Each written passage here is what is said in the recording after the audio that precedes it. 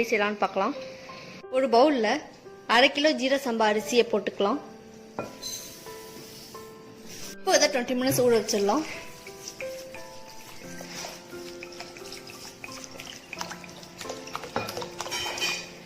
குக்கரில் 1 கிலோ மட்டனை போட்டுக்கலாம்.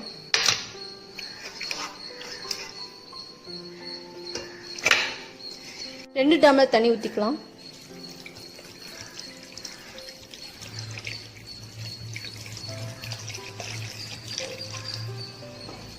இப்போ குக்கரை க்ளோஸ் பண்ணி 4 விசில் வச்சிடலாம்.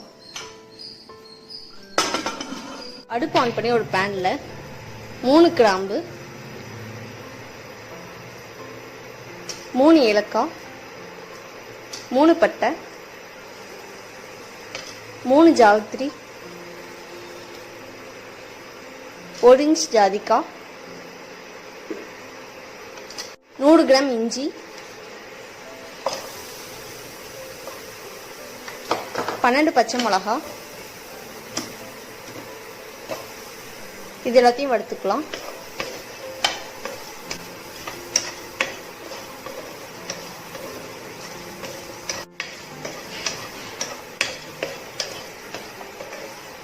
வதக்கியாச்சு. இப்போ அடுப்பு ஆஃப் பண்ணிடலாம். இது எல்லாத்தையும் மிக்சியில் போட்டு அரைச்சிக்கலாம். ஒரு பாத்திரத்தில் 50 கிராம் நெய்யை ஊற்றிக்கலாம். 100 கிராம் எண்ணெய் நல்லா காயணும். எண்ணெய் நல்லா காஞ்சிருச்சு. மிளகா பேஸ்ட்டை போட்டலாம்.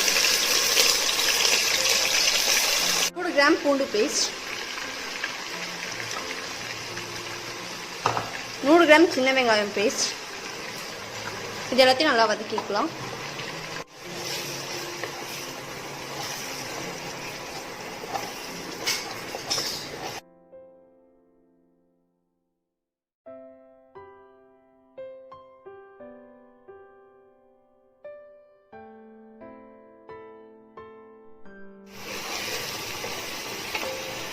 நல்லா வதக்கியாச்சு.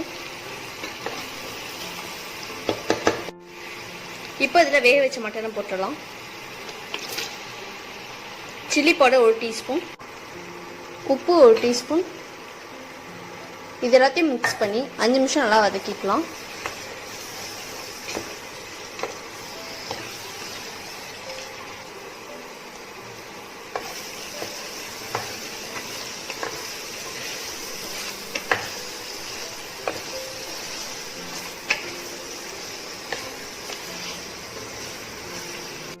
அஞ்சு நிமிஷம் மட்டும் நல்லா வெந்துருச்சு. இப்போ இதில் 1 கப் தயிரை ஊற்றிடலாம். 1 கப் புதினா,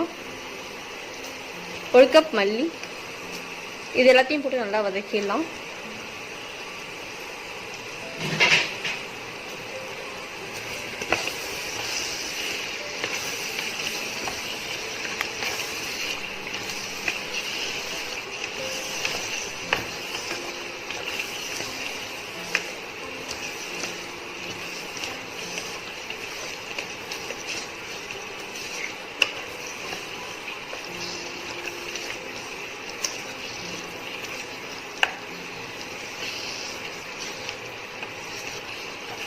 ஒரு கப் அரிசிக்கு 2 கப் தண்ணி.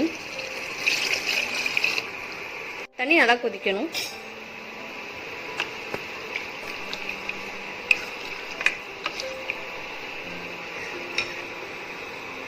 தண்ணி நல்லா கொதிச்சிருச்சு. இப்போ இதில் ஊற வச்ச ஜீரக சம்பா அரிசியை போட்டுடலாம்.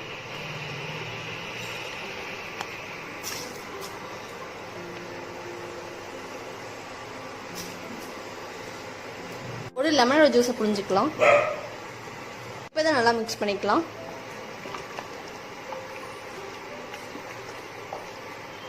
இப்போ ஹை ஃப்ளேமில் 5 நிமிஷம் வச்சுக்கலாம்.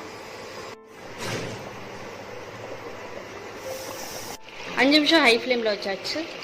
இப்போ 15 நிமிஷம் லோ ஃப்ளேமில் வச்சிடலாம்.